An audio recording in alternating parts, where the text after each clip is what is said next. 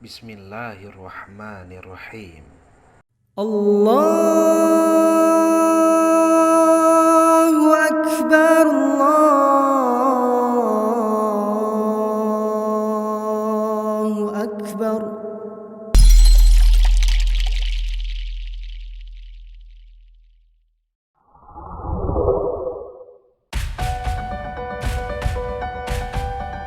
Peranan kaum ulama dan santri dari awal perjuangan merebut kemerdekaan hingga dapat menikmati suasana kemerdekaan saat ini tidak dapat diabaikan begitu saja.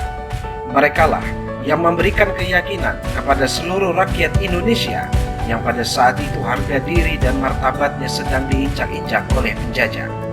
Dari gerakan perlawanan bersenjata hingga jalur diplomasi, keyakinan akan syahidlah yang memberikan keberanian kepada mereka untuk melawan kaum kolonial barat. Setelah perang di Diponegoro, masih ada sekitar 130 pertempuran yang melibatkan kalangan pesantren demi bangsa Indonesia. Bagi pesantren, Indonesia adalah martabat dan harga diri. Memproklamasikan kemerdekaan Republik Indonesia adalah merebut harga diri. Memperjuangkan cita-cita proklamasi adalah memperjuangkan kemanusiaan. Suka atau tidak suka, mau atau tidak, kemerdekaan yang sudah kita regup selama 76 tahun ini adalah tidak lepas dari peranan pondok pesantren. Jauh sebelum pesantren banyak terbentuk, pesantren-pesantren masih menjelma menjadi kesultanan dan kerajaan-kerajaan Islam. Kita semua mungkin sudah mafhum dengan perjuangan raja-raja Islam dari mulai Kesultanan Demak, Kesultanan Cirebon, Banten, Mataram, Ternate Tidore, dan juga Kesultanan Aceh.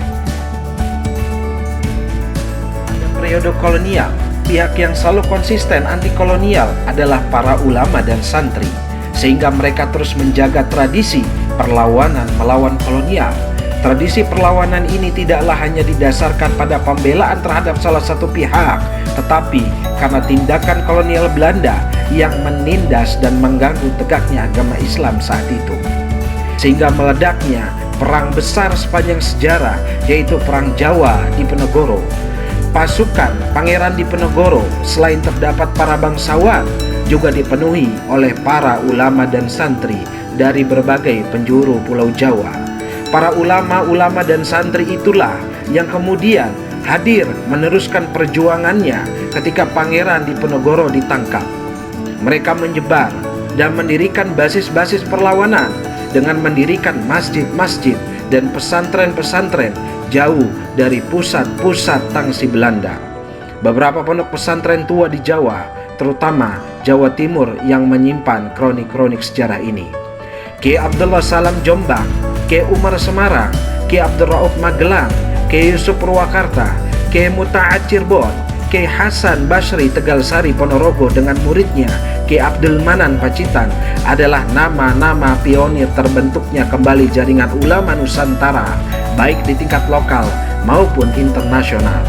Di akhir abad 19 muncullah Syekh Nawawi Al-Bantani yang meneruskan perjuangan Syekh Yusuf Al-Makassari, Kiai Soleh Darat yang meneruskan perjuangan ayahnya Kiai Umar Semarang, Syekh Mahfuz At-Tirmasi, cucu Kiai Abdul Manan yang meneruskan perjuangan Kiai Hasan Basri, Kiai Abdul Jamil dan Kiai Abbas Buntat Pesantren Cirebon yang meneruskan perjuangan Kiai Muta'at, dan Syekh Hasim Asy'ari serta Kiai Wahab Hasbullah keturunan Kiai Abdus Salam Jombang, dan masih banyak ulama-ulama lainnya. Ulama-ulama tersebut telah berhasil membangun jaringan ulama Nusantara yang menjahit keterkaitan hubungan antara guru dan murid, antara kiai dan santri, yang memiliki kontribusi penting bagi terbangunnya pergerakan nasional menegakkan negara dan bangsa Indonesia. Maka atas dasar sejarah itulah hadir suatu ikatan batin untuk meneruskan perjuangan para ulama-ulama dan santri terdahulu. Ikatan tersebut adalah Ikatan Pesantren Indonesia.